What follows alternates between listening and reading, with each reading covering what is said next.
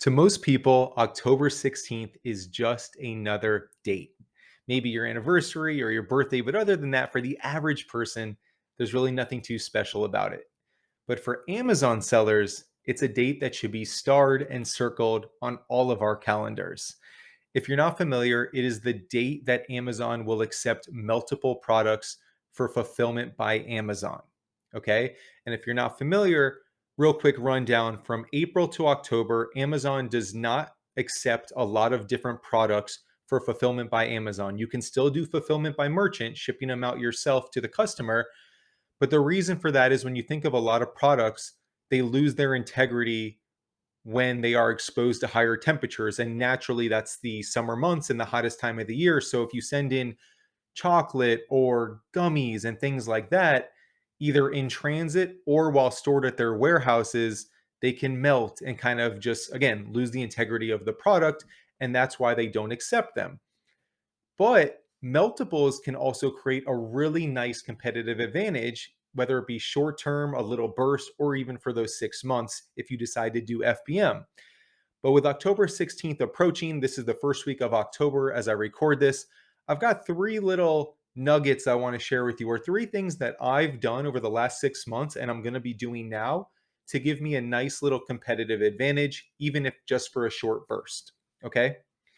So, the first thing, whenever I'm sourcing products, I'm always keeping data of these products. So, my mentality is this: I've put in the legwork, right? I've done the research, I've put in the time to find these products. And even if they don't make sense then, I don't want to just give up on them. So, for instance, if there's products that are great sellers but just not profitable enough, I have an Excel sheet for that. If I'm doing reverse sourcing, and there's someone whose storefront I really like and I save their information, I have an Excel sheet for that. Always to just revisit these because things change. And another example is that when I buy things, I have an Excel sheet for that too, with all of my notes where I bought them, etc.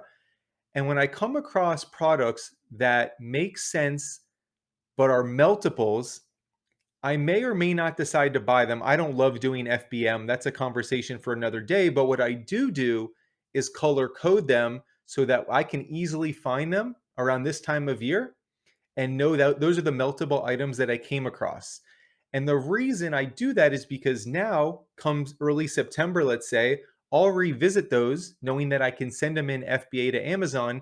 And if they still make sense to buy, I'm going to have a nice little list that I can go to, bring them to my house, keep them here, create a shipment until the very last minute, and then be the first one sending them off to Amazon. Okay. So the first thing in summary is to keep track of these multiples, however you want to do it, and revisit them early September so that you can take advantage. Next up, this one's kind of simple, but October 16th is the date they allow the products. I like to get prepared before then. As I mentioned, I have a lot of those products already. I'm having ongoing shipment that I've created in Inventory Lab that I'm preparing so that when it comes to be October 15th, I'm sending everything off at once in hopes of being the first one to have a lot of those items in stock. And let me read you something about the dates here from Amazon. FBA accepts multiple products from October 16th to April 14th only.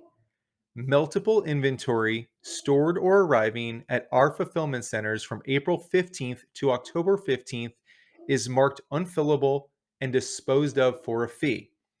So, the way that I interpret that, I do not want my products there October 15th or sooner. I want them to arrive October 16th. Now, I also want to be the first in line on October 16th. So, this is where your risk tolerance comes into play. Maybe you send it out on the 15th. Maybe you say it's not even worth it. I'll send it out on the 16th. Whatever it is, that's for you to decide. I'm pretty comfortable doing the 15th, maybe later in the day. And this way, nothing is getting disposed of. And I know that I can rest at night peacefully. Okay. But the point I want to make is that just in general, I'm preparing now. I'm creating my shipment now. I'm not waiting until the 16th to pack everything up and then send it off. I'm going to have it ready to go. And then lastly, I want to kind of explain to you why this creates a nice competitive advantage. So, in a nutshell, there's a lot of Amazon sellers. There's a lot of different methods to sourcing, many of which a lot of people use, a lot of the same softwares.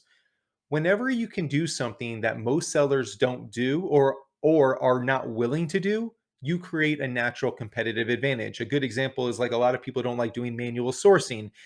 It's a grind, but if you do that, you're going to find products that other people aren't searching for, right? Just as one example. And so this is no different. A lot of people skim over FBM products or meltable products because they only want to do FBA. And they also don't want to have to come back and make an ongoing list.